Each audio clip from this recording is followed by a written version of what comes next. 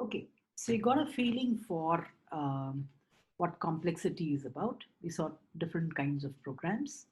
And for example, in this, we saw that we reduce the number of accesses in these examples. And um,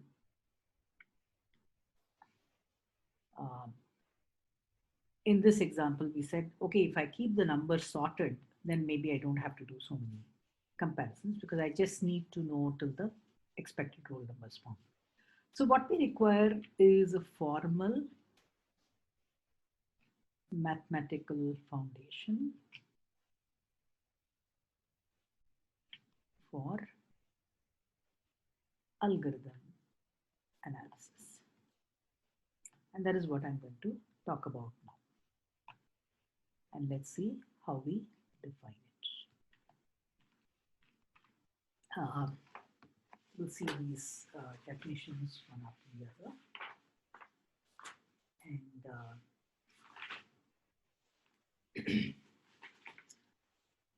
there are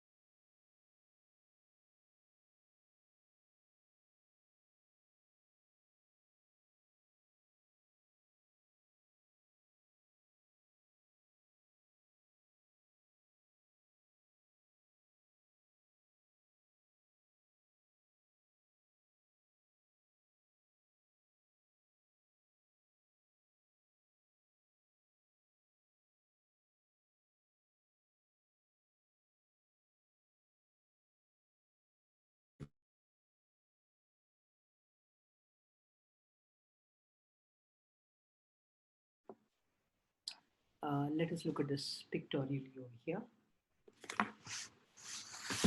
What I mean by this is, suppose I'm looking at, remember that we are always looking as n increases because when n is small, it does not matter even if it's exponential in n, it's not going to take too much time to run the program. Okay, suppose I have a function which grows like this. This is my t of n. Then I find some fn. Okay, so we can say at some n naught, n greater than or equal to n naught, and let's call this c of fn, and this is some constant c.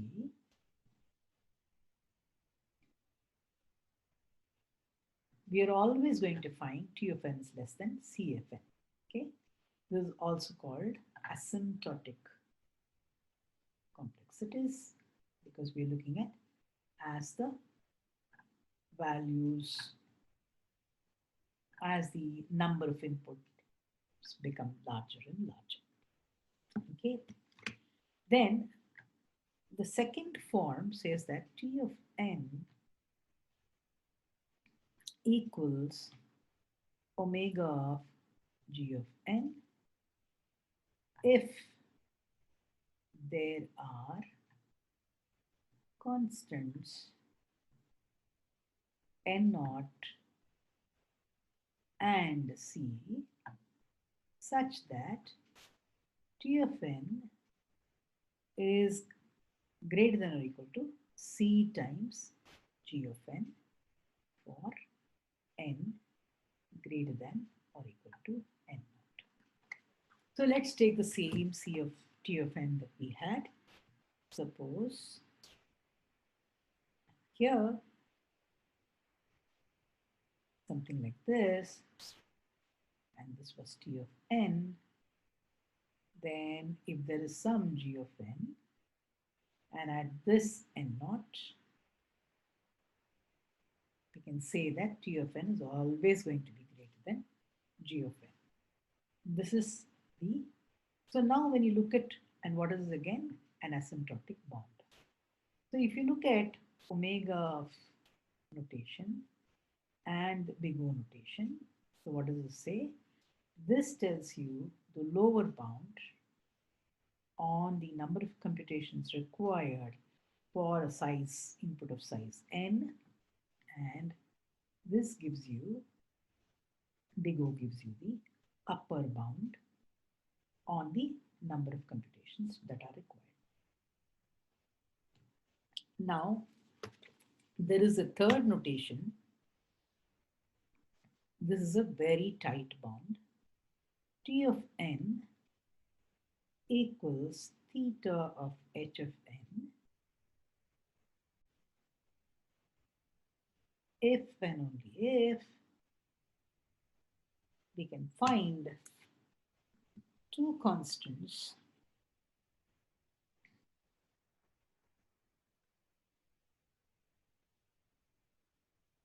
C1 and C2 such that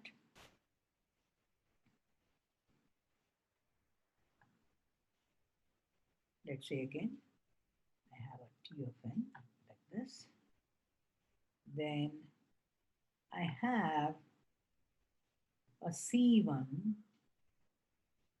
H of n and I have a C2 H of n, and for some n naught, n greater than or equal to n naught, this is always true. Okay, that is what we are meaning is T of n is going to be bounded by C2 of H of n on the top and C1 of H of n on the bottom. So another way of looking at it is T of n equal to O of H of n, and also T of n is equal to omega of H of n. Same function, bounded on both sides. And in all these forms, as I said, we look at the most dominant arithmetic, dominant computation. For example, in that max finding problem,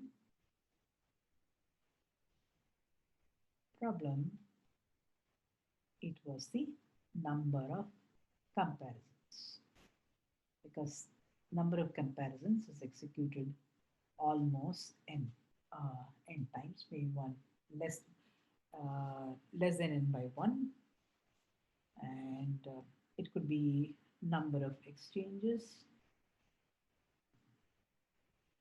as you have done in a sorting program. Okay, the more expensive, and so this is how we compute. Most importantly, there are certain things we do not include in computing complexity. Okay, and what are these? We do not include the cost of IO, okay, input, output. Why? Because it can vary from machine to machine. Although IO is a very important cost because I was reading from disk was very slow, and so we'd like to reduce the number of disk accesses. Okay, we do not count these costs. We also do not include the cost of include the performance of the computer. We do not include the MIPS of the computer, how many million instructions it can perform, or the processor that is used. Although all these things do become quite important, we generally define time complexity in a machine independent. Machine independent. Okay? And let me take some examples.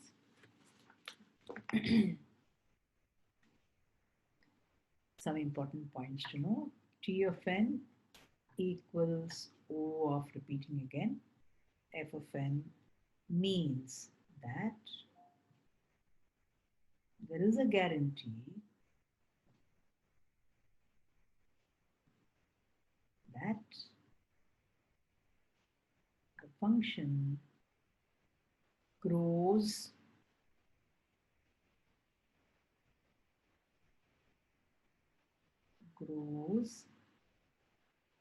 at a rate that is no faster than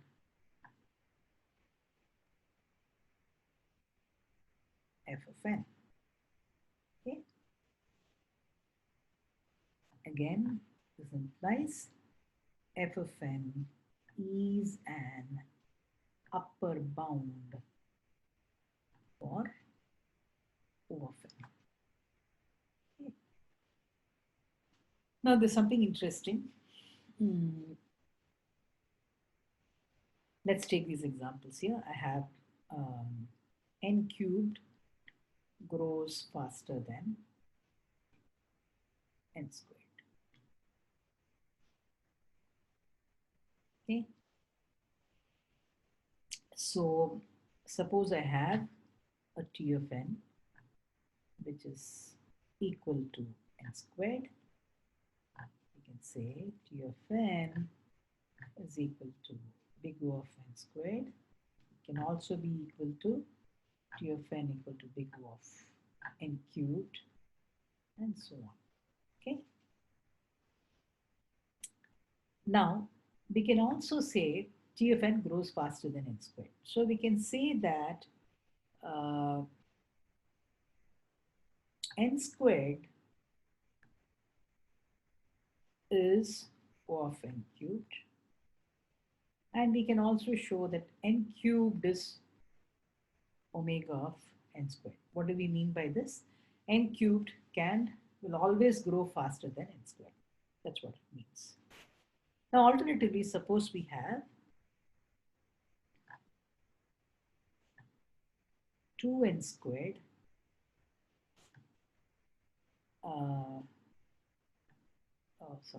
suppose we have g of n equal to 2n squared and f of n equal to n squared. We say that f of n is equal to and O of n squared and f of n, g of n is also equal to O of n squared. What do we mean by that? We can also write f of n equals O of G of n, and this is also equal to omega of G of n. Okay. What we mean by this is here both f of n and G of n. We can also write vice versa. G of n is big O of f of n, and G of n is also omega of G.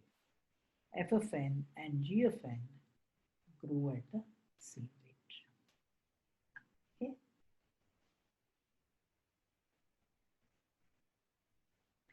Now, to signify something as theta of n,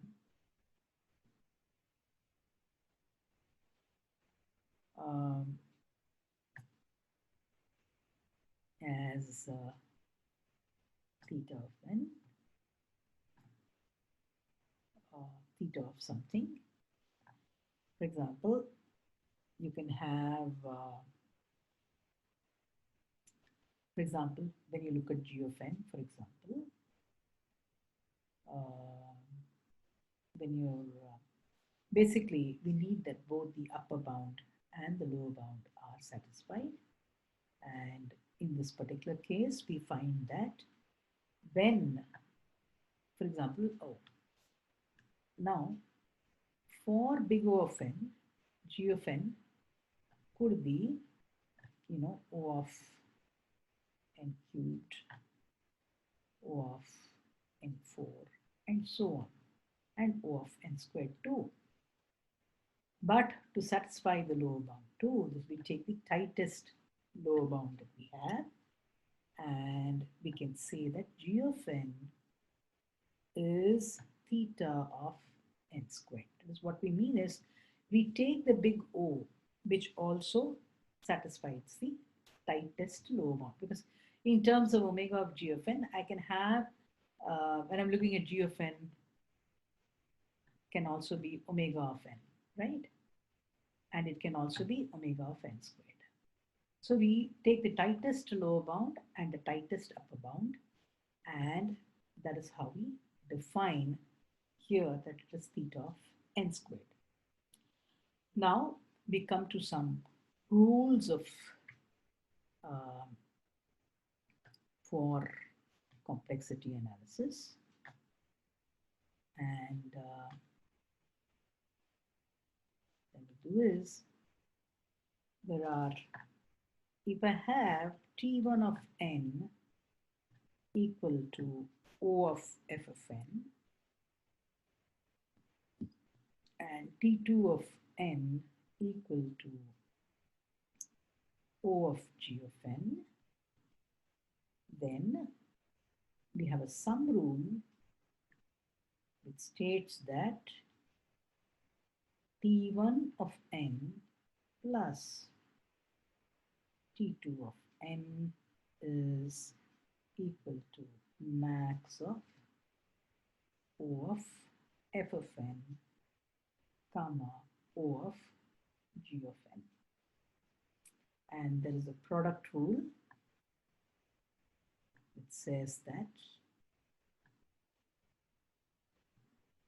T1 of n star T2 of n is equal to O of f of n star G of n.